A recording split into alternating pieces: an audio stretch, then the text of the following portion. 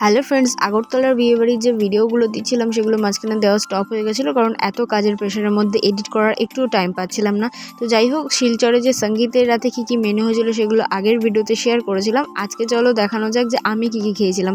ফার্স্টেই কফি নিয়েছিলাম, তারপর নিয়েছিলাম 1 প্লেট ভর্তি স্ন্যাক্স, যেখানে ছিল কাবাব, টিক্কা থেকে স্টার্ট করে আরও অনেক কিছু, অত নাম মনে নেই, ভুলে গেছি এতদিনে। যাই হোক, তারপরে নিয়েছিলাম কুলচা, তার সাথে ছিল পনির বাটার মশালা, আমার ফেভারিট কম্বো। বেসিক্যালি পনিরের যে কোনো আইটেমই কিন্তু আমার খুব পছন্দের। কারা কারা পনির লাভার আছো কমেন্ট করে কিন্তু জানাতে ভুলো না। তো তারপরে খেয়েছিলাম ভাত, ডাল আর তার সাথে আলু ভাজা, আর তার সাথে কিন্তু আমি কিছু স্যালাডও নিয়েছিলাম। তো এরপরে লাস্টে খেয়েছিলাম হচ্ছে গরম গরম ভাত আর তার সাথে মাটন কষা। দারুণ লাগে খেতে জাস্ট। আর মাটনের সাথে তোমরা ভাত না রুটি কোনটা খেতে বেশি ভালোবাসো সেটা কিন্তু অবশ্যই জানিও। শেষ পাতে হট গোলাপ জামুন, তার সাথে আইসক্রিম খেয়ে আমি জমিয়ে ভুড়িভোজ সেরেছিলাম সেদিন। তো যাই হোক, ভিডিওটা একটা লাইক করে দিও। দেখা হবে খুব তাড়াতাড়ি নতুন একটা ভিডিওতে। ততক্ষণের জন্য টাটা।